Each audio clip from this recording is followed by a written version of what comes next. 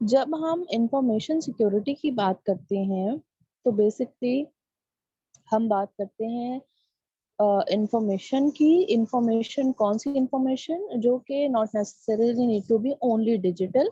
Information security में हर तरह की इंफॉर्मेशन आ सकती है। हो सकता है कोई वो हैंड रिटन नोट हो जो कि किसी पेपर पे लिखा हुआ हो और आप ऐसे इसको in in form of hard file use कर रहे हो सकता है वो कोई मीटिंग्स के दरमियान की जाने वाली बात हो। जब हम बात करते हैं तो हमारी जो आवाज है वो एनालॉग सिग्नल पे होती है, यानी कि नॉन डिजिटल होती है। और जब हम किसी मशीन के थ्रू बात कर रहे होते हैं तो वो डिजिटल जो है वो सिग्नल में कन्वर्ट होती है और फिर रिसीवर को रिसीव होती है। और जब हम फेस टू फेस एक जगह पे बैठे हुए इन पर्सन बात कर रहे होते हैं तो वो एनालॉग होती है। तो वो हमारी जो इन्फॉर्मेशन है वो डिजिटल तो नहीं हुई। तो हर तरह की इंफॉर्मेशन, चाहे वो एनालॉग हो, चाहे वो in the form of hand written note हो, या नॉन डिजिटल हो, किसी भी फॉर्म में नॉन डिजिटल हो सकती है या डिजिटल हो, उन तमाम इंफॉर्मेशन की जो सिक्योरिटी है वो इंफॉर्मेशन सिक्योरिटी में आ जाती है। और साइबर सिक्योरिटी जिसमें हम डिजिटल इंफॉर्मेशन कर रहे हैं खाली, वो इंफॉर्मेशन सिक्योरिटी का सबसेट है। यानी इंफॉर्मेशन सिक्योरिटी तो पूरी आ गई, उसमें नॉन डिजिटल भी आ गया और डिजिटल भी आ गए। जो डिजिटल पार्ट आ गया वो हमारा साइबर सिक्योरिटी में आ जाएगा, क्योंकि हम वो साइबर नेटवर्क से, इंटरनेट से कनेक्टेड है। So that's a difference between all three types. इस साथ में जैसे मैंने आपसे कहा कि डिजिटल और उसमें और डेटे की बात करी, तो बेसिकली डेटा अब क्या है? डेटे डेटा की भी तीन स्टेट होती हैं। एक होता है कि वो रेस्ट में है, एक वो है जिस वक्त आप उसमें कोई एक्शन परफॉर्म कर रहे होते हैं तो इन प्रोसेस आ जाता है, और तीसरी स्टेट है कि वो ट्रांसपोर्ट हो रहा है, तो इन ट्रांजिशन आ गया। तो इन रेस्ट, इन प्रोसेस और इन ट्रांजिशन, ये डेटे की तीन स्टेट है। तो इन तीन स्टेट में बेसिकली आप उनकी सिक्योरिटी प्रोवाइड कर रहे होते हैं। ये आपकी साइबर सिक्योरिटी में भी आ रहा होता है और इंफॉर्मेशन सिक्योरिटी में भी, क्योंकि आपका डेटा ट्रांसफर हो रहा होता है from one page to another by using internet through VPN connection और डायरेक्ट कनेक्शन। तो वो वट एवर कनेक्शन यूज, लेकिन आपका हो रहा होता है, हो सकता है आप प्रोसेस कर रहे हो, कहीं पे रखा हुआ हो, उस पे जो है आपका मैकेनिज्म अप्लाई करके अपडेट कर रहे हो तो कोई प्रोसेस का हो गया। और हो सकता है कि आपने उसको सिंपली वो इन रेस्ट रखा हो। तो डेटे की तीन स्टेट होती हैं। अच्छा जी, इंफॉर्मेशन वर्सेस नॉलेज। हाँ, ये फर्दर जो इंफॉर्मेशन पे तो हम बात कर चुके हैं। और अगर कोई इंफॉर्मेशन पे उसको जो भी ऑर्गेनाइजेशन की इंफॉर्मेशन है, जो डेटा हमने मीनिंगफुल इंफॉर्मेशन बनाया है, उनको हम ऑर्गेनाइजेशन के हिसाब से, ऑर्गेनाइजेशन के बिजनेस नेचर के हिसाब से हम अगर उसको एक वैल्यूएबल एसेट बना लें, एक नॉलेज बेस बना लें, जैसे कि एआई के उसमें स्टार्ट करें कि जब जब ये इंफॉर्मेशन आएगी तो हमारे पास आउटपुट ये आएगा, ये एक नॉलेज आपने बना ली। तो वो जो नॉलेज है बेसिकली वो ऑर्गेनाइजेशन स्पेसिफिक भी हो जाएगी, और वो हम दोबारा जब रिपीट करते रहेंगे वो ऑपरेशंस, तो वो नॉलेज को इस्तेमाल करते हुए होंगे कि जब भी इस किस्म की इंफॉर्मेशन होगी तो हमारे पास ए इंफॉर्मेशन होगी तो हमारे पास बी आउटपुट आएगा। तो ये एक आपने नॉलेज बेस बना लिया विद इन द ऑर्गेनाइजेशन। तो इसको आप रिपीट भी करते रहेंगे और इस्तेमाल करते रहेंगे। अच्छा जी, वैल्यू क्रिएशन हमारे बुक के पेज नंबर 28 पे है। जी जिशान, बिल्कुल सही आपने भेजा है।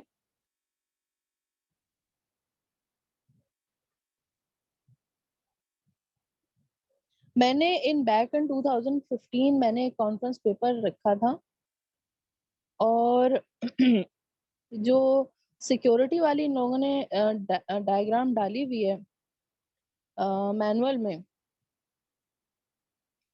वो बेसिकली क्या है,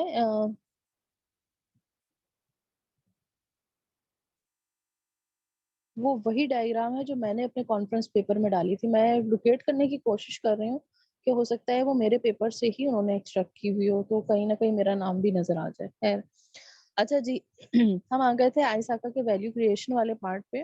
और अगर आप बुक का देखें तो ये पेज नंबर 28 है। वैल्यू क्रिएशन बेसिकली है क्या? ये तमाम जो टेक्स्ट बुक में लिखा हुआ है, मैं आपको उन समराइज और मोर एक्सप्लेन करके बता रही हूँ कि जो आपको आसान ज़बान में समझ में आ सके। अच्छा, वैल्यू क्रिएशन क्या होता है? हम कोई भी बिज़नेस कर रहे होते हैं ना, तो हमारे मुख्तलिफ स्टेक होल्डर्स होते हैं। वो कस्टमर भी हो सकते हैं, वो बिज़नेस ओनर्स भी हो सकते हैं, वो कोई और भी हो सकते हैं। सो बेसिकली जो हमारे अ, स्टेक होल्डर हैं, वो मुख्तलिफ लोग हो सकते हैं। तो हम क्या करते हैं कि हम ये चाहते हैं कि तमाम के तमाम स्टेक होल्डर्स की जो अपनी ज़रूरियात हैं, वो हम पूरी कर रहे हों, साथ में हमें बेनिफिट भी हासिल हो रहा हो, और कोई ऐसा ना हो कि कोई भी हमारा स्टेक होल्डर हो सकता है, वो उसमें शेयर होल्डर हो, पार्टनर हो सकता है वो कस्टमर हो, वो हमसे नाराज़ ना हो और हमारा बिज़नेस के benefits in terms of money और ग्रोथ वो खराब हो रहे हैं।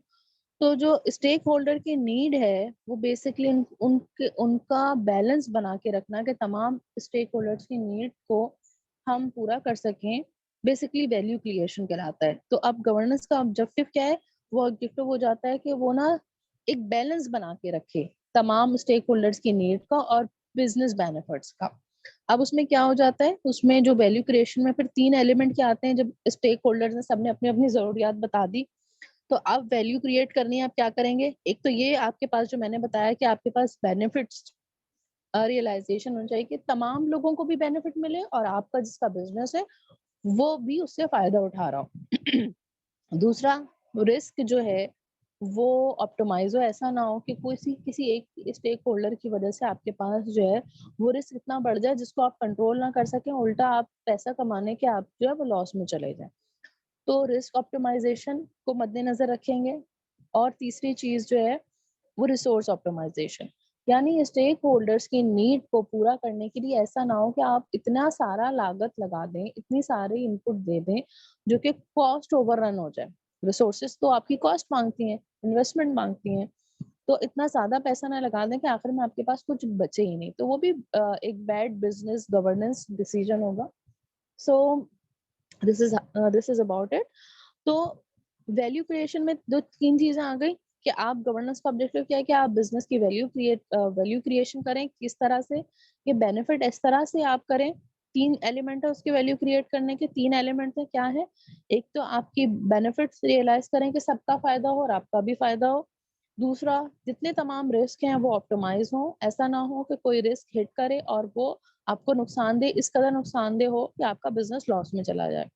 तीसरी चीज़, रिसोर्स ऑप्टिमाइज़ेशन। इन टर्म्स जब भी हम बिज़नेस करते हैं, हमारी सारी चीज़ इन टर्म्स ऑफ मनी ही आ रही होती है। तो हम ये फैक्टर कभी भूल नहीं सकते। हम डायरेक्ट ये वर्ड इस्तेमाल नहीं करते, लेकिन आपकी रिसोर्स ऑप्टिमाइज़ेशन में यही चीज़ आती है। ठीक हो गया? अच्छा, अब रिसोर्स ऑप्टिमाइज़ेशन में यहाँ आप क्या करेंगे? यहाँ भी आप वही चीज़ करेंगे कि आप देखेंगे कि आपके पास कोई रिसोर्स है, ऐसी है, आपके विदिन अ बजट ही हो रही है, ऐसा तो नहीं है कि बजट ओवररन हो रहा है। ये 3 एलिमेंट का अगर एप्रोप्रिएट बैलेंस आ जाएगा, तो आप हर स्टेक होल्डर्स को खुश रख सकेंगे, जैसे कि कस्टमर हो गए, आपके बिज़नेस पार्टनर हो गए, रेगुलेटर हो गया, आपके पास जो है आपका शेयर होल्डर हो गया, वो तमाम के तमाम एक अच्छी और गुड टर्म्स में आपके साथ इन्वॉल्व रहेंगे। So this is you how you create value. ये डायग्राम समझाना बहुत ज़रूरी थी, क्योंकि डायग्राम्स को अगर हम नहीं समझ पाते तो बहुत सारे कॉन्सेप्ट्स हमारे क्लियर नहीं रहते, हम फिर कंफ्यूज रहते हैं। तो बेसिकली आप नीचे भी जितनी सारी टेक्स्ट पढ़ेंगे, उसका क्रक्स यही है जो मैंने आपको बताया है। यहाँ तक क्लियर है? जी। अच्छा, फिर हमारे पास आ जाता है कि benefit importance of information security governance है। ये हमारा पेज नंबर 28 ही है बुक का, और इसमें हम क्या कह रहे हैं, हम इसमें देख रहे हैं कि benefit of strong information security governance include improve trust, improving trust in customer relationship, protecting the organization reputation, providing accountability for safeguarding information during critical business activities। अच्छा, यहाँ पे आप ये इनके जो बुलेट्स हैं ना, वो ज़रूर पढ़िएगा, मैंने जो बुलेट्स लिखे हैं वो बेसिकली एग्जैक्टली वो नहीं है, लेकिन मैंने समराइज करके लिखे हैं, ठीक है, उनका मतलब यही निकलेगा।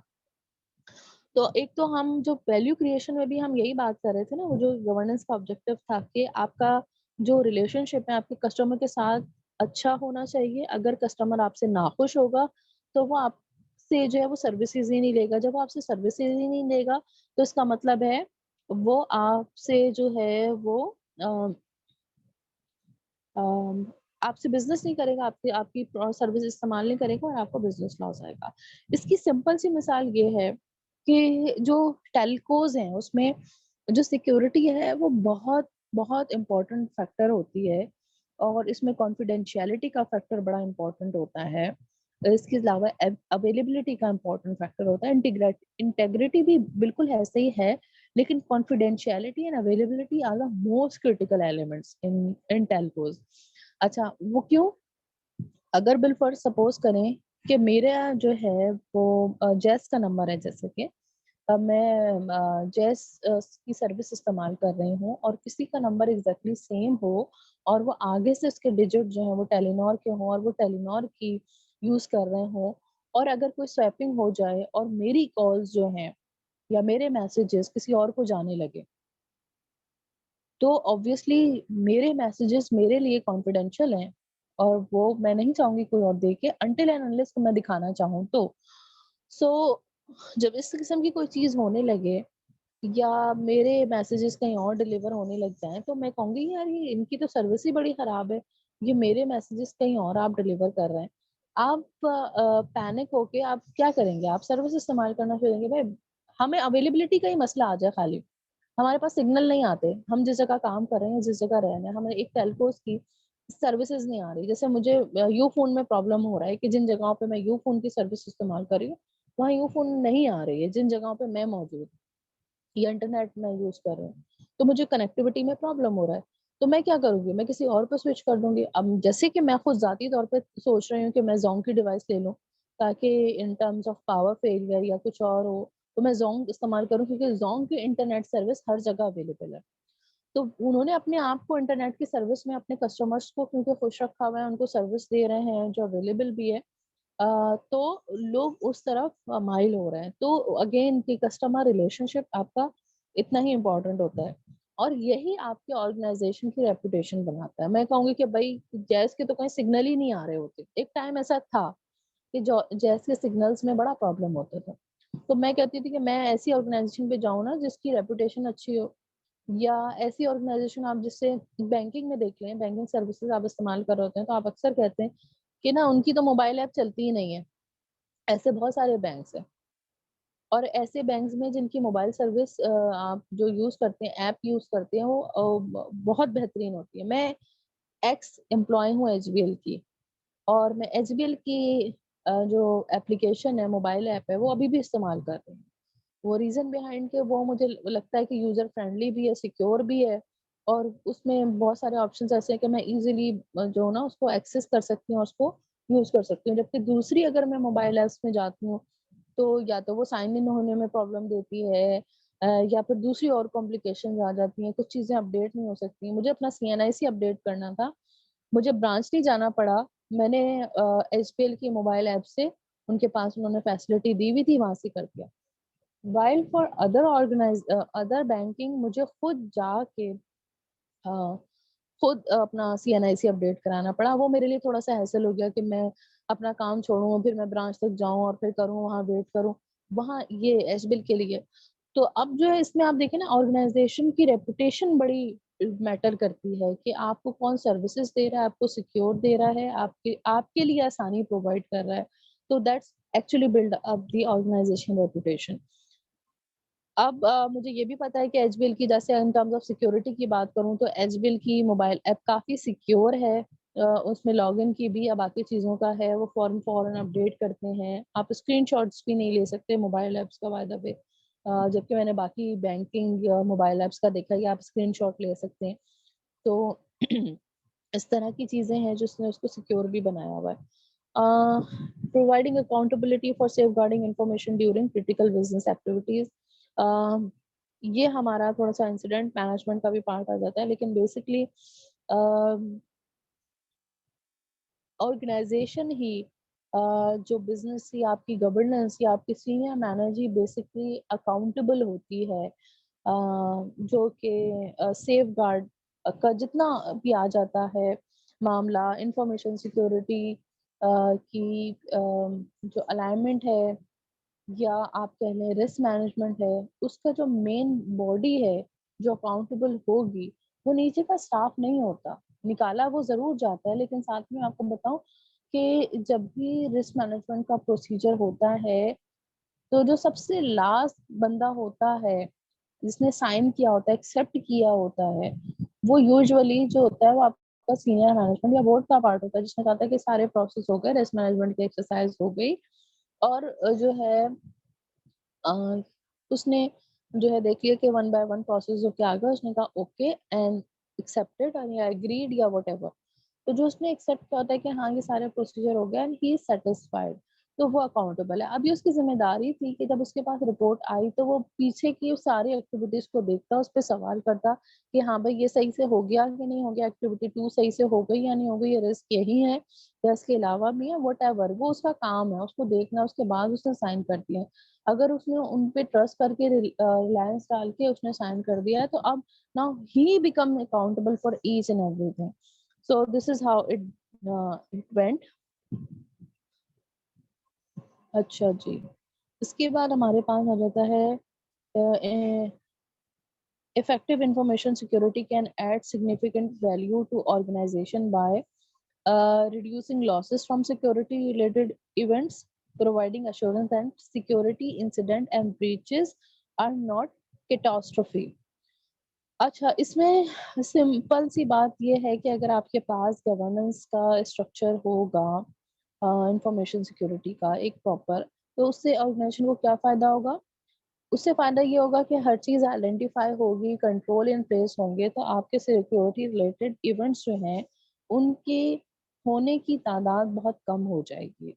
और दूसरा ये कि आपको एक सेंस ऑफ एश्योरेंस भी आ जाएगा कि जो सिक्योरिटी इंसिडेंट या ब्रीच होते भी हैं, वो इस नौयत के नहीं होते कि किस कैटास्ट्रॉफी में जो है वो कन्वर्ट हो जाएँ, डिज़ास्टर में हो जाएँ और एक्सट्रीमली अनवेल सिचुएशन हो जिससे आप कभी रिकवर ना कर पाएँ। इंसिडेंट हम रोक तो नहीं सकते, लेकिन हम उसको इस हद तक मिनिमाइज़ कर सकते हैं कि उसके इम्पैक्ट ज़्यादा सीवियर ना हो। तो ये हो गया। अच्छा। मैम, एक क्वेश्चन था कि एश्योरेंस के जी, लिए जी। क्या चीज़ देखी जाएगी, किस चीज़ से हमें श्योर होगा, कौन सी कोई रिपोर्ट्स वगैरह होंगी, ये किस चीज़ से हमें पता चलेगा कि हमारे इंसिडेंट्स जो है वो मतलब इंसिडेंट्स जो है वो नहीं होंगे या हम इतना सिक्योर है? हुँ, हुँ, हुँ। तो वो इस तरह से होता है कि जब आपने पूरी-पूरी एक्सरसाइज़ परफ़ॉर्म की हुई होती है ना, तो उसमें होता ये है कि पूरी एक्सरसाइज़ परफ़ॉर्म करने के बाद आप कुछ कंट्रोल लगाने के बाद एक तो आपको पता लग गया कि इवेंट्स क्या हैं, कौन-कौन सी जगह हैं। कौन-कौन से इवेंट्स हैं, कहाँ-कहाँ से आपके पास इश्यूज़ आ सकते हैं, उन तमाम जगहों पे आपने कंट्रोल लगा दिया। जब आपने कंट्रोल लगा दिया ना, आपने एक इन्वेस्टमेंट की, यानी आपने घर के बाहर आपके पास एक दरवाज़ा खुला होता था, आपने उसमें ताला लगा दिया। अब आप ये कहेंगे कि हमने तो ताला लगा दिया, अब हमारे पास चोर के आने के इम्कानात कम हो गए, ऐसा ही है? कि घर के अंदर चोर नहीं आएगा। सेम जब हम कंट्रोल लगा देते हैं ना, तो हम वो पॉइंट्स को लॉक कर देते हैं कि यहाँ से इंसिडेंट नहीं हो सकता। उसकी वजह से हमें थोड़ी-सी एश्योरेंस आ जाती है, नॉट 100% बट 99% एश्योरेंस आ जाती है कि अब इंसिडेंट नहीं होगा। अच्छा, इसके बाद हमारे पास है जो स्लाइड, उसमें है 6 outcome of a, information security governance. और मैं लूँगी थोड़ी-सी लंच ब्रेक, यहाँ पे खाना लग गया है और उसके बाद हम कंटिन्यू करेंगे जितना हम कर सकते हैं, अगर आप लोग एग्री हैं करने में। टाइम ऑलरेडी 1:30 हो चुका है, बट मैं चाहूँगी अगर आप अवेलेबल हैं तो मैं इसे कंटिन्यू करूँ। बट मुझे 15 से 20 मिनट्स की ब्रेक चाहिए। जी, मेरी तरफ से तो ओके है, कोई मसला नहीं है। हुँ।